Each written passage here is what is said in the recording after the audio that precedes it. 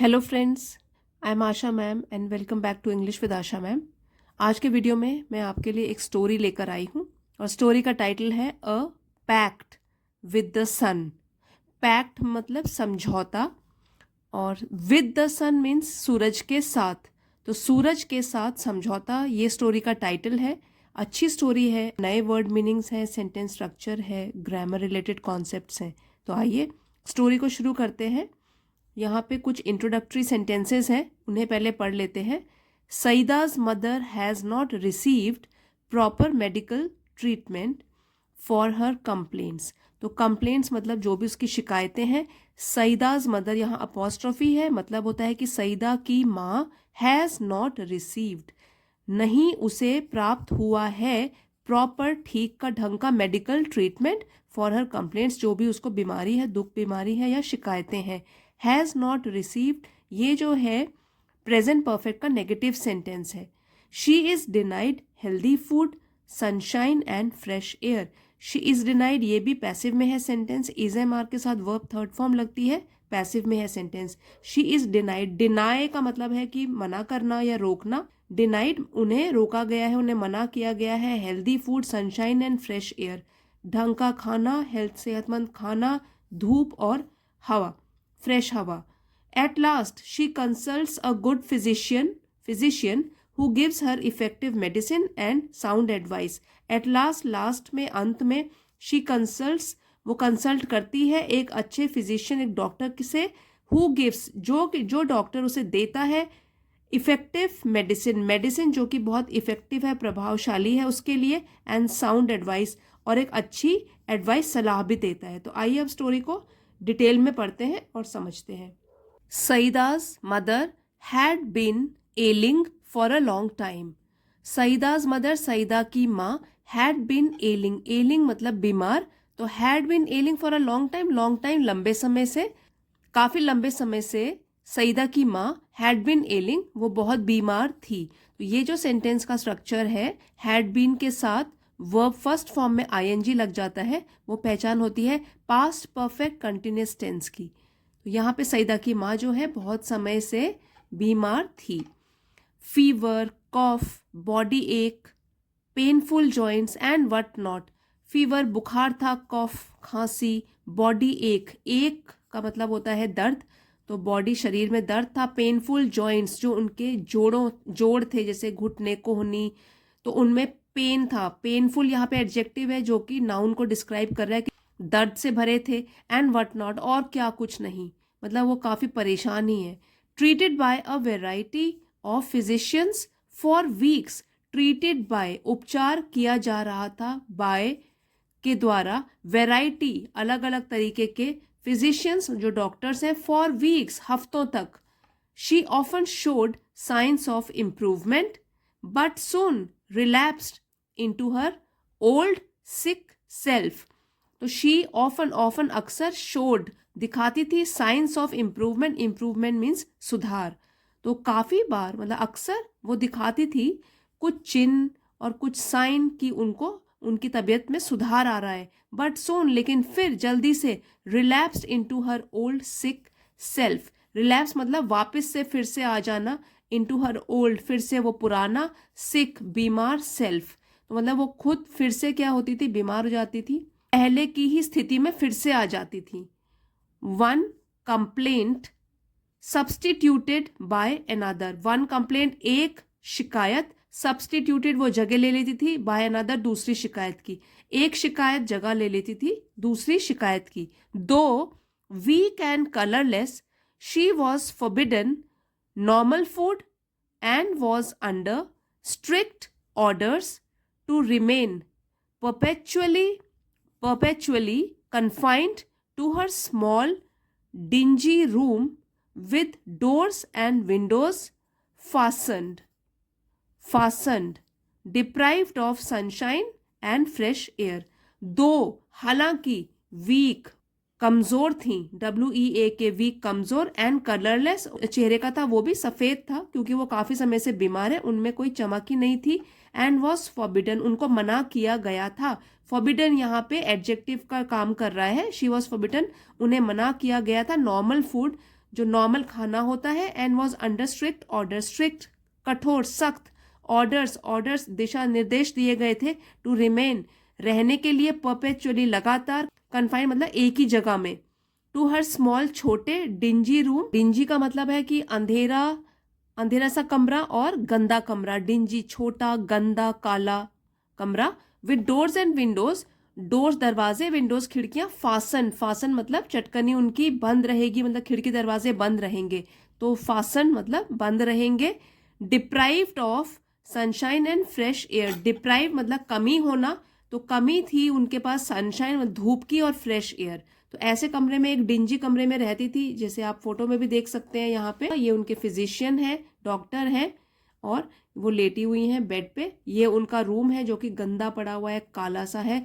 खिड़की दरवाजे बिल्कुल बंद रहते हैं, तो उन्हें मना किया गया था, तो इसलिए वो खिड़की दरवाजे बंद करके यहाँ पे इस कमरे में रहती थी।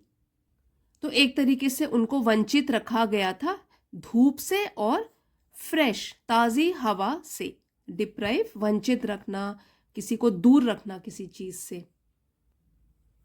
When she became critical, तो क्रिटिकल का मतलब है कि गंभीर, और बिकम का सेकंड फॉर्म है बिकेम, जब वो बन गई बिल्कुल गंभीर, उनकी स्थिति बन गई गंभीर, मतलब वो काफी प्रॉब्लम में आ गई, हालत उनकी खराब हो गई, हेल्थ खराब हो गई, हर रिलेटिव्स, हर जो है पोजेसिव प्रोनाउन है कि उनके जो रिश्तेदार थे, नेबर्स पड़ोसी थे, परसुएडेड, परसुएड का मतलब होता है मनाना, तो परसुएडेड हर, उन्होंने उन्हें मनाया, टू कंसल्ट परामर्श लेना एक स्पेशलिस्ट से, इवन दो चाहे, इवन मीन्स भी, और ये दो हो गया चाहे, हिज फी जो उनकी फी थी, was likely to be high, likely मतलब संभावना और हाई ज्यादा, तो हो सकता है कि उनकी जो फीस थी डॉक्टर की, स्पेशलिस्ट की, वो हो सकती थी, उनकी संभावना थी ज्यादा होने की, लेकिन फिर भी उनके रिलेटिव रिश्तेदारों ने और नेबर्स पड़ोसियों ने परसुएडेड हर, उनको मनाया कि वो कंसल्ट करे, परामर्श ले एक स्पेशलिस्ट से, क्योंकि उनकी हालत बहुत ही गंभीर हो गई थी।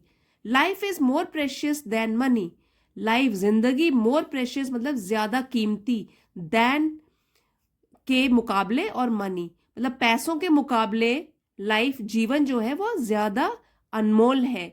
यहाँ मोर लगा हुआ है, इसमें डिग्री बताई गई है, और देन जो है THAN वो कंपैरेटिव डिग्री के साथ यूज होता है। मनी मतलब कि मनी और लाइफ का कंपैरिजन होता है कि जो लाइफ है वो ज्यादा इंपॉर्टेंट है मनी के मुकाबले। दे सेड उन्होंने कहा, Saida's mother was poor but she heeded their advice, Saida की माँ वॉज पुअर गरीब थी, बट लेकिन she heeded their advice, heed मतलब मानना, देयर उन लोगों की, एडवाइस सलाह, वो गरीब थी लेकिन फिर भी उन्होंने उन लोगों की सलाह, अपने रिश्तेदारों की और पड़ोसियों की सलाह मान ली, and sold a few trinkets to pay the doctor's fee and the cost of medicine, and sold, sell का सेकेंड फॉर्म है सोल्ड, उन्होंने बेचा, अ फ्यू ट्रिंकेट्स गहने बेचे, अ फ्यू कुछ गहने बेचे, टू पे देने के लिए, पे करने के लिए, भुगतान करने के लिए, द डॉक्टर्स फी डॉक्टर की जो फीस थी, and the cost of medicine और जो दवाइयों की कॉस्ट थी, कीमत थी, उसको पे करने के लिए उन्होंने क्या किया, अपने थोड़े से गहने बेचे। सोल्ड जो है वर्ब सेकंड फॉर्म में है।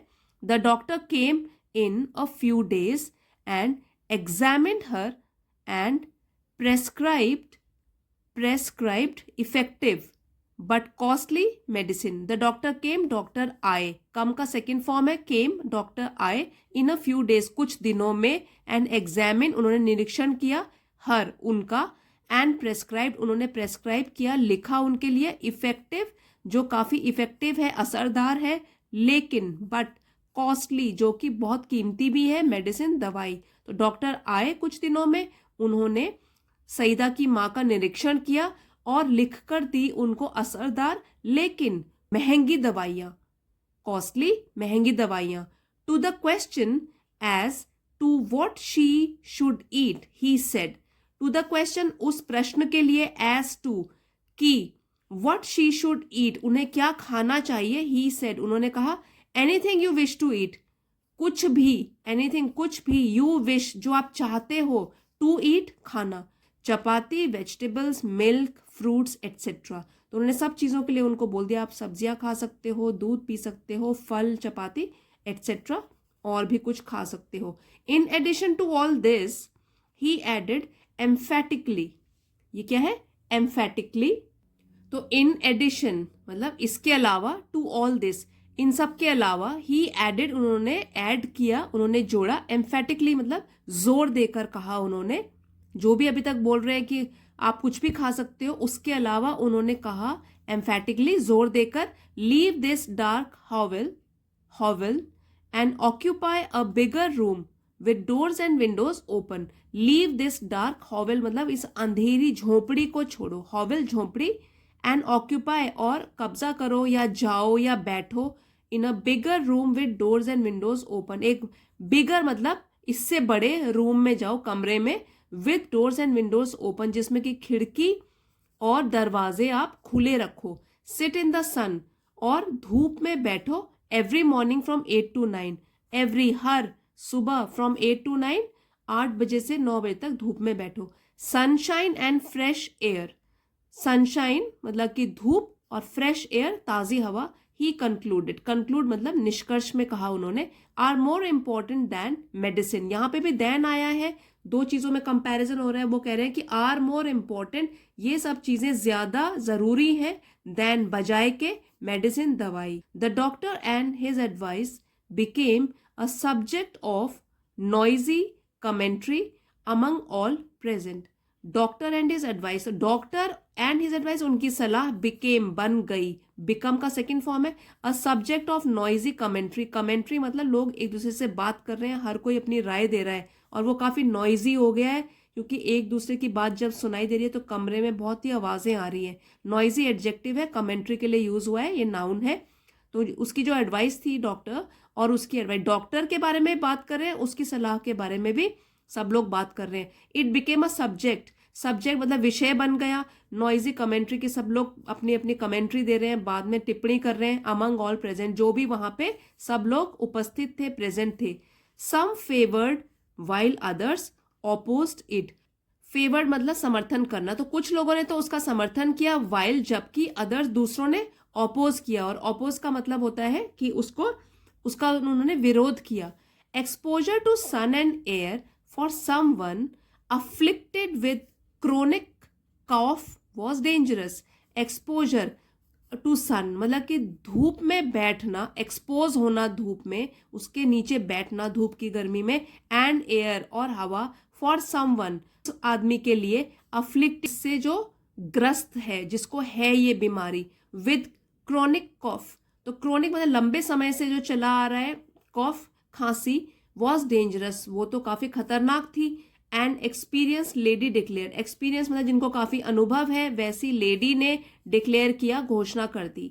अब यहां से एक बार पढ़ेंगे, exposure to sun and air for someone afflicted with chronic cough was dangerous, and experience lady declared, कि अगर हम इनको धूप में बिठाएंगे और ताजी हवा में बिठाएंगे, जो कि इतनी बड़े बीमारी से, जो लंबे समय से उनकी जो खांसी है वो ठीक नहीं हो रही, ये तो बहुत ही ज्यादा घबराने की बात है।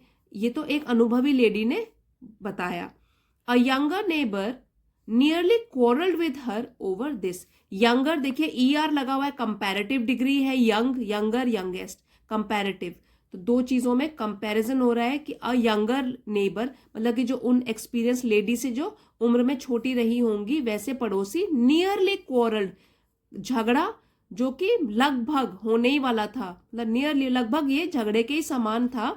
ये तो ये है एडवर्ब जो कि क्वारल वर्ब को डिस्क्राइब कर रहा है। Nearly quarrelled with her over this, इस बात पर उन्होंने बहस कर ली almost. Too exhausted to participate in the debate, too बहुत ज्यादा, एग्जॉस्टेड थकान महसूस करना, टू पार्टिसिपेट भाग लेना, इन द डिबेट, जब ये TOO और टू ये एक ही सेंटेंस में यूज होते हैं तो उसका मीनिंग जो है नेगेटिव निकलता है। टू एग्जॉस्टेड टू पार्टिसिपेट मतलब इतना एग्जॉस्टेड हो गई, इतना थक गई कि वो पार्टिसिपेट नहीं कर पाई। Too exhausted to participate in the debate, इस चर्चा में। Saeeda's mother remained quiet but determined to follow the doctor's advice. Saeeda's mother, Saeeda की माँ, रिमेन्ड रही क्वाइट, चुप, लेकिन डिटर्मिन्ड दृढ़ निश्चय उन्होंने कर लिया, टू फॉलो की वो अनुसरण करेंगी डॉक्टर्स एडवाइस, डॉक्टर की सलाह। तो वो चुपचाप रहीं क्योंकि उनकी सेहत उनका अभी साथ नहीं दे रही है, चुप रहीं, लेकिन उन्होंने निश्चय कर लिया टू फॉलो कि वो डॉक्टर की एडवाइस को उसका पालन करेंगी। फॉरगेट द कॉन्सिक्वेंसेस, फॉरगेट भूल जाओ, कॉन्सिक्वेंसेस मीन्स परिणाम। She said at last, last में उन्होंने, अंत में उन्होंने कहा, I will carry out his instructions to the letter. तो अब यहाँ पे आइल, ये कॉन्ट्रैक्टेड फॉर्म है, खोल के लिखेंगे तो बोलेंगे आई विल कैरी आउट, मतलब इसको मानना, ये फ्रेजल वर्ब है, मानना कोई चीज और करके दिखाना। हिज इंस्ट्रक्शंस, जो उनके निर्देश हैं, टू द लेटर, ये एक फ्रेज है। तो जो भी टू द लेटर जहां पे आता है इसका मतलब हो गया कि एग्जैक्टली वो चीज करना, वो रूल्स फॉलो करना जो कि आपको बताए गए हैं। तो I will carry out his instructions to the letter, मैं उसके जो भी दिशा निर्देश उसने मुझे दिए हैं उसको फॉलो करूंगी, टू द लेटर मतलब पूरी तरीके से। Move my bed into the next room and let me sit in the sun on my charpoy for an hour daily. Move my bed, मेरे बेड को सरकाओ, into the next room, बगल के room में, and let me seat, मुझे बैठने दो, इन the सन, धूप में, ऑन माई चारपाई, ये हिंदी वर्ड है, जिन 4 पहियों वाली चारपाई, फॉर एन आवर डेली मतलब 1 घंटे के लिए, और वो भी रोज। तो ये किसने कहा है? सईदा की माँ ने कहा है। तो फ्रेंड्स, इस स्टोरी का सेकंड पार्ट हम कल करेंगे क्योंकि ये काफी लंबी स्टोरी अदरवाइज बन जाएगी। इस स्टोरी का फर्स्ट पार्ट जो कि हमने आज पढ़ा है और अच्छे वर्ड मीनिंग्स और सेंटेंस स्ट्रक्चर सीखे हैं, ये आपको पसंद आया है तो प्लीज़ इसको लाइक और शेयर ज़रूर कीजिएगा। चैनल पे नए हैं तो इसे सब्सक्राइब कर लीजिए। आपके लिए रोज़ रीडिंग के वीडियो इस तरीके से मैं लेकर आती हूँ। Thank you friends for watching, और कल इसका सेकेंड पार्ट में लेके आऊँगी तो पूरी स्टोरी देखिएगा। सी यू नेक्स्ट टाइम।